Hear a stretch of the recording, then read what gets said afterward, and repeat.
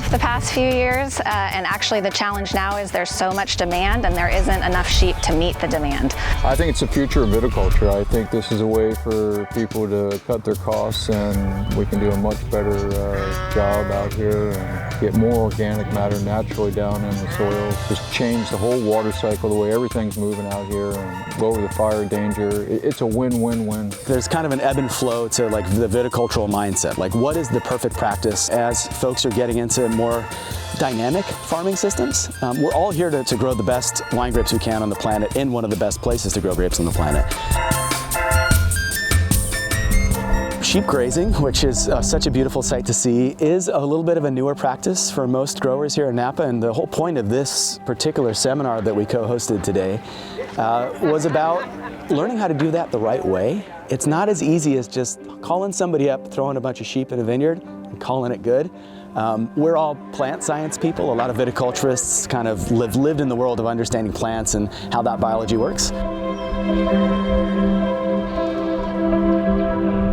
What we're trying to do is grow soil and offer a way for the vineyard owners and the viticulturists to manage their vineyard floors in a way that will increase their productivity and cut their cost, and also be a big ecological benefit.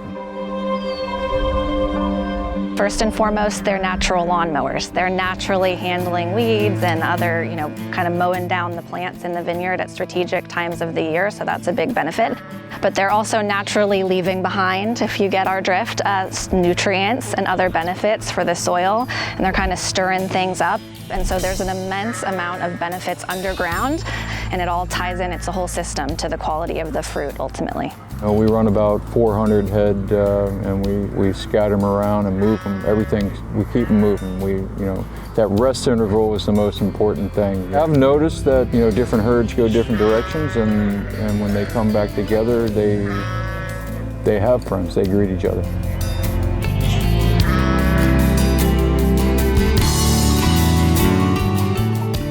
We like to come in right after harvest, and depending on what the way their operation runs, and spend the whole winter there.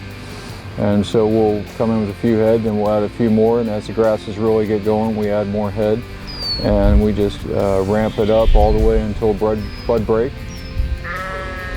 Sustainability has been part of forward-thinking growers' mindsets for a long, long time. So there's numerous pros, and the folks that have been using grazing have seen these benefits firsthand.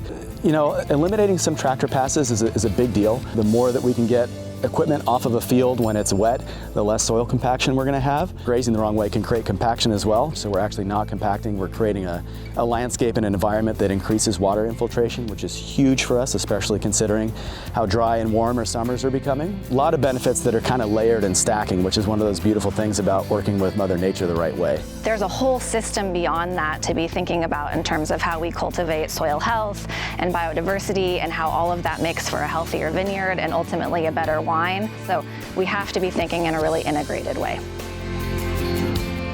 They bring a different energy to the whole process, which I think is really captivating. They're cute. You can't turn away from a vineyard that has a bunch of sheep running around in it. So it's actually cool because it kind of creates a bridge back to some of these more holistic farming systems that we're finding to be kind of a unique draw to what we're doing.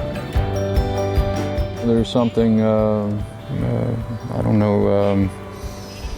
almost magical about putting an animal out into a fresh field that nothing's been there for a while, and there's the anticipation in the animal waiting to move into the next block, and the excitement that they get from going on. And they know, under this system we're moving all the time, so I'm like the ice cream man. When I show up, they know they're going to the next spot, and they get all excited about that, and so it's kind of rewarding.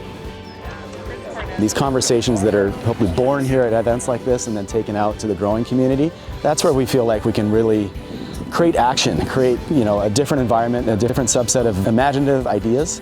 It's really exciting.